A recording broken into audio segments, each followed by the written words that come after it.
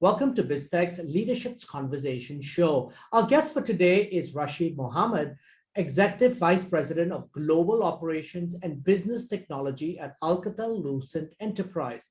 Alcatel-Lucent Enterprise delivers customized technology experiences enterprises need to make everything to connect. Now, the organization provides a digital age networking, communications, and cloud solutions with services with flexible business models in the cloud, on-premise, and hybrid. Now, that's a mouthful, but to tell us more, we've got Rashid. Welcome to the show, Rashid. Thank you, Brian, and pleasure to have me in this show. Now, could you give us an overview of Alcatel-Lucent Enterprise and its history? Sure. So Alcatel-Lucent Enterprise is a leading provider of digital age networking, communication, and cloud solutions tailored to the customer industries. Alcatel-Lucent Enterprise, we deliver the personalized technology experience, as you mentioned, for all the businesses, and our goal is to keep everything connected. We provide digital age network, communications, and cloud computing solutions with flexible cloud, on-premise, and hybrid business models. Our cloud solution called Rainbow has penetrated into the market with a unique connectivity model which enables customers to connect and use their technology behind it. The good thing is all these solutions have built-in security and have a limited impact on the environment. From a company perspective, we specialize in 5 verticals so that we can focus our efforts on it. We have education, we have government, we have healthcare, transportation, and hospitality. From a historical standpoint, we are a 100-year-old company with innovations which has made Alcatel-Lucent Enterprise a trusted advisor for more than 1 million customers around the world. Our company is headquartered in France, and we have almost 3,400 business partners direct around the world, allowing to have its effective global reach while maintaining a local focus. So that's a very small overview of us. Brian, if you need more, obviously we can go into the details. Now, Rashid, I want to first zoom in on something which is a hot topic right now, which is basically supply chain sustainability. Could you kind of enlighten us on what does sustainability mean in a supply chain context? So, first of all, I think currently supply chain is going through one of the most difficult times, I should say, in the history, where everything is strained. And at the same time, the interesting topic of sustainability comes into the picture. What is in simple terms meaning what we need to have the sustainability, like coming in? Because first of all, everybody has an responsibility to make sure that the environmental impact and upholding our global responsibility to protect the planet, that is there. And how is it make sure that we can do that in supply chain?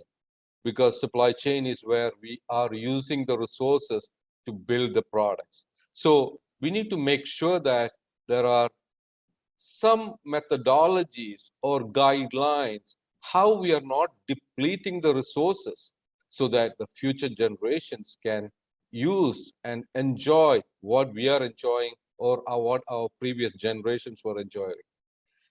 Normally, like the sustainability has been a nice to have so far, but thanks to, so many things, compliance is coming into the picture, it is also becoming a business mandatory thing. So, now organizations are now getting into sustainability as a requirement, more nice to have, and it is better for us to the planet. But share with us in a context and real examples of some of the critical challenges that companies are facing in global supply chains today. So when you talk about the supply chain, as you can really understand, supply chain, the key factor which people were using was, hey, how can I have better cost? How can I have basically like more lean supply chain? How can I produce faster? All those things were basically the key challenges or the key optimizations supply chain was doing or the professionals were doing to make it done. So moving that from that primary in and incorporating sustainability into the picture, that makes it kind of a balance we need to have. On top of it, basically like the environmental standards which needs to sustain the supply chain, that also needs a lot of like groundwork, because I don't think that has been the framework by which all the organizations has built the supply chain. So for them to move from such a cost lean concept into more a carbon neutral, sustainable supply chain needs a complete transformation. And this one, when you look at from a biggest perspective, how that paradigm shift is happening from a lean supply chain to a focused, sustainable with respect to the cost and environment, how we can have. So from my standpoint, I think the first thing to look at is the mindset, because this is also a mindset change. Basically, people have to make sure that from the decades of lean supply chain, now we have an environment where the environmental sustainability, ethical, social responsibility is also coming as pillars. So clearly, like the whole life cycle has to change. So I think the start is somewhere they need to start, and there are a lot of goals and frameworks people are now providing, and one is the science-based target initiative, where we can start with that and make sure that, okay, we assess the baseline of where we are, and then from there, how do we achieve the targets what we are looking for. Now, I want to, Rashid, as part of my research for this interview, I took a deep dive into the digital supply chain and referenced two key Harvard Business Review white papers, as well as a PwC Strategy Insights paper.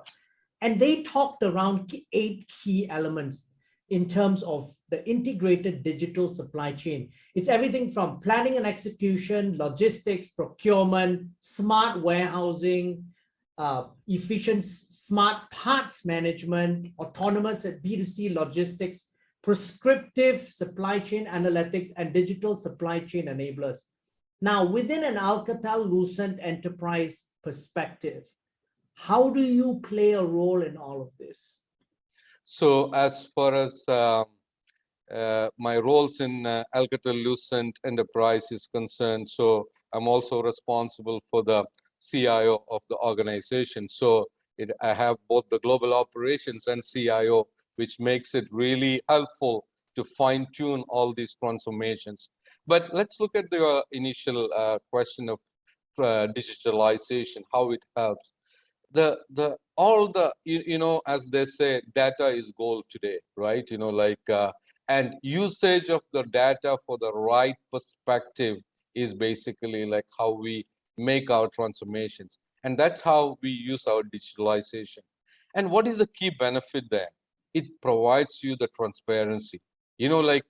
Earlier, we used to have a lot of data, but it was contained within basically the organizations. Now with the digitalization, we are having the transparency with the suppliers. How? And when you talk about supply chain, as you said, it is an end-to-end life cycle. It's not just part. It starts from the demand planning, our SNOPs, from the procurement into the flow management, into the factories, into the manufacturing part of it, to the logistics, and more importantly, the reverse logistics also, where we need to provide the hardware support. And to the last element, how do we make sure that, we end with the product, like what we have produced in a sustainable environment. So it's an end-to-end thing, And for that end-to-end thing, really, the digitalization becomes a key role. In Alcatel-Lucent Enterprise, we started with this activity way before COVID. And we had a plan to make sure that we use our data, which has been accumulated, into a very transparent, very usable, day-to-day impacting things. Where I remember looking at spreadsheets, etc., to look at the forecast, etc. And after we did all this planning, transformation, and digitalization completed, these were all available to everyone from us, from our planners, all of them were from suppliers, to everyone throughout the dashboards we were building. So it enabled a high visibility and efficiency and transformation easier. COVID brought a new phase to this one, which needed acceleration and sudden change. Why? Because of the difficulties, it came in, it added new complexities. But so the steering of a long-term digitalization roadmap got accelerated or little bit deviated when COVID came into the picture. But for sure, with digitalization, with the like the transformation we did with this, we are able to be more efficient, and that's one of the reasons why I think we were able to sustain very efficiently through this tough period right now. So, Rashid, I want to roll back a little bit pre-COVID. And as you, as a tech company, were embarking on your rapid digitalization and transformation journey, what were the goals that you set yourselves at that time? And what do those goals look like in terms of achievements now, 2 years into COVID? Because what happened is obviously that was acceleration in the last 2 years. So when you look at the supply chain, what is the most important thing you need? You need to make sure that you are getting your products delivered on time, basically with the maximum quality and like the maximum efficiency, so that you can use the product in the desired way, whether it is an implementation of a customer network by a partner, or if it is a hospital, like a government, wherever it is. So from our product range, that was the primary goal. So our goal was to make sure that we have the minimum revenue left on the table, meaning we ship almost all the orders what we are getting within the time frame what we are getting, and also making sure that the on-time delivery is really like very high, close to the higher 90s, like in terms of making sure that we deliver on time to the customers. But Rashid, it's been difficult to do in the last, particularly in the last year and year and a half. So that's where I'm coming at, right? Yeah. Like so those were the real goals when we started our transformation and digitalization and optimization pre-COVID. Now came COVID. So when COVID came in, automatically, like we will talk about the component shortages, etc. But really, what that meant was we had a real problem in terms of sourcing the components and getting the things. Our lead times, I have to tell you, our lead times went from 16 weeks, 16, into 52 weeks. And from there, we went to 70 weeks. I have given now POs to our partners and suppliers for 18 months, non-cancelable, non-refundable POs, so that I can get the allocation. And that too, the allocation is also I'm getting. I'm ordering 100,000, I'm getting only 60,000. And what is making it more difficult in the last couple of quarters is we are getting the decommits. We were supposed to get some component a week, 2 weeks before our production line. All of a sudden, there is a decommit. So all these vulnerabilities which has come in made our focus into the transformation and digitalization to make sure that we can do the sustainability of the delivery in a realistic fashion, rather than looking at all the optimization we were looking for. So we had to relax some on different angles, but at the same time, we want to make sure that we can deliver on time. And one good thing I have to tell you so far is, because of this elasticity and flexibility in terms of getting our digitalization background. We call it as our digital hallway dashboard, which encompasses as, like from my perspective, the revenue, like booking wise as shipping, where are my suppliers with my orders, and where are the key shortages coming in, and what we need to get recover. So now our primary goal is, okay, on time delivery is important. We need to make sure that is the case, but the lead times are way higher. So we need to balance between, like making our customers happy in terms of understanding the challenges, but at the same time have a realistic expectation also. And this requires a lot of transformation again, and that's what the change was. Now, looking ahead, what are some of the key trends that you are seeing, especially where you're sitting, that will impact global supply chains in 2022 and 2023? Obviously, the Ukraine war is one of those key factors. So let's take a little back into like what is the key challenges, especially in the area what we are looking at. So from the products what we are looking at, we have the major chip vendors working with us. You have the plastics, we have the metals, we have the PCBs, etc. So what we are seeing, the trend is there is a big shortage of the wafers coming from the foundries, the TSMCs, the global foundries, etc., which is really constraining the chip makers to say that, hey, you need to give us a clear forecast of 18 months with non-cancelable, non-refundable POs I mentioned before. But what I'm getting the visibility our suppliers are saying is 4 to 6 weeks, not more than that.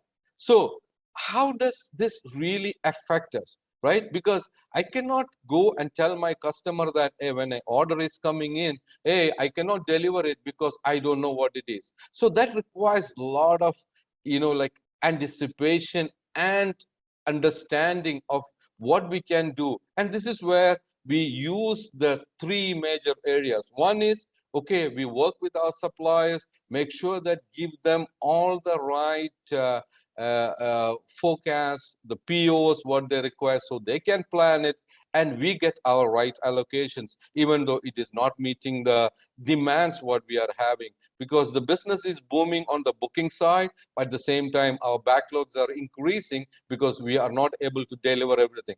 But one good thing we have been having, because of the global shortage management system we implemented within Alcatel-Lucent Enterprise, is still today we have not canceled one order. We have been able to deliver all orders to our customers very successfully. And this required a great teamwork between us, our sales team, our business divisions, our partners, and customers end to end. So that made us a big way. So the first thing is, okay, we work with our suppliers, we make sure that we give them all the right POs, right forecasts, right stuff, and we get the right forecast from our sales and partners. So making sure that this awareness, communication, and getting the right forecast, both from a customer and supplier side, is there. Second is basically, what we need to look at is we cannot be single sourced anymore, because there is a shortage. There is a unprecedented way of seeing things. The costs are abnormally high, lead terms are high. What are the dual sourcing what we can have? Can I have alternate components what we are looking at?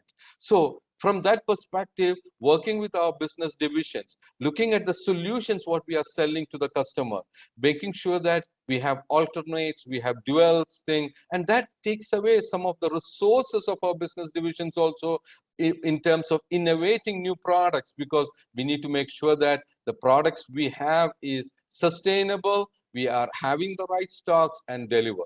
The third aspect of it, to make sure those things are happening, is, okay, what are the opportunities what we can get? So we are looking at open markets to make sure that we can have spot buys, we can have, like however we can make sure that our delivery can be done. So this requires a lot of capacity planning and, like flexibility from our manufacturer standpoint.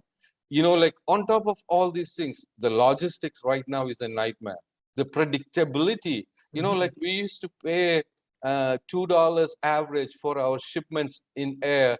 per kilogram from like Hong Kong to our main hub in Lani in France, right now we have to pay like 3-4 times more, and that too, it is taking more time. So what are the alternate mechanisms by which we can have logistics being? So as you mentioned, Ukraine war is really making a lot of complications into this, like in the whole world. By the way, we have a factory in the towards the Hungarian border of like Ukraine, and I have to admire that whole crew. They did work through this whole thing and delivered us the product, and we were very concerned for them, but really they made it through and delivered that. So I think everybody's trying hard to get through this struggle to make sure that the complexities which has raised is addressed in a, I should say, a